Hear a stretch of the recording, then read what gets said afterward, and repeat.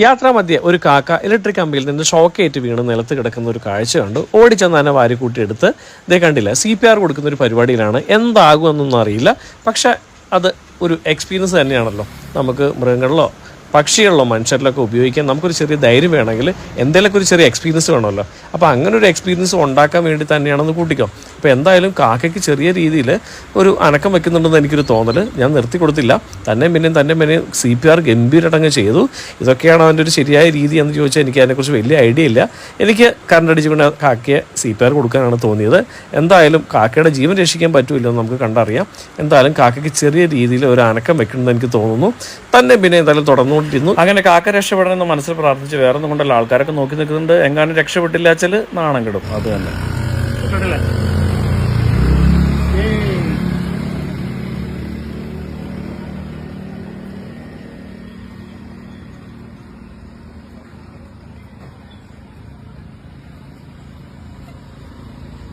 ജീവിതത്തിൽ ആദ്യമായിട്ടാണ് CPR കൊടുക്കുന്നത്. ആദ്യമായിട്ടല്ല, രണ്ടാമത്തെ ആയിട്ട്.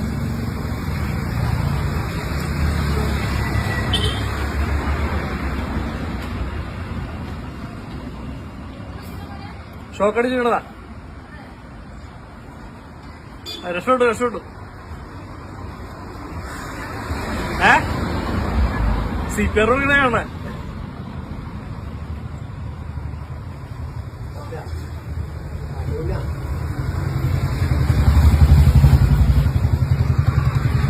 വെള്ളം തരാണ്ട കാക്ക. എന്തായാലും ആ ഒരു കൊച്ചു ജീവിക്ക് തീർച്ചയായിട്ടും ഒരു പരവേശം ഉണ്ടാവും. അപ്പോൾ അതുകൊണ്ടാണ് കേട്ടോ വെള്ളം ചോദിച്ചത്. ഒരു തുള്ളി വെള്ളം അത് എന്തായാലും ആഗ്രഹിച്ചിട്ടുണ്ടാവും. അപ്പോൾ നമുക്ക് കടക്കാരൻ തീപ്പ് വെള്ളം കൊണ്ട് തരും. ഒഴിച്ചാലാമോ? പരവേശം ഉണ്ടാവുമല്ലോ.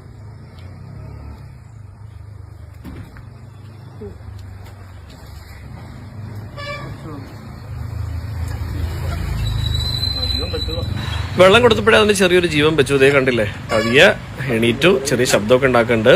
കഴുത്തൊക്കെ നേരെ നിന്ന് തുടങ്ങി.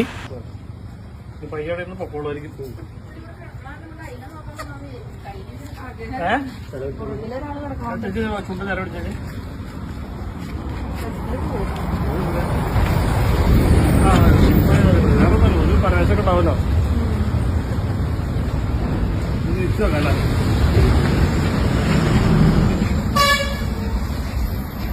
ഓക്കെ.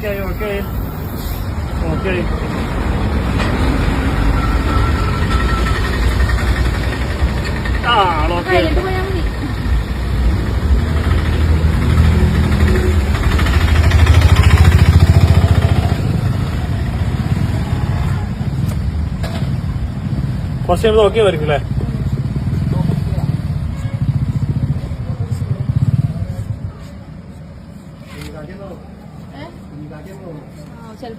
അല്ല കുഞ്ഞൊന്നല്ല, പ്രായമാക്കിയ. കാലെന്ന് വെച്ചാല് പയ്യ ഇവിടെ ഇരുത്തല്ലേ?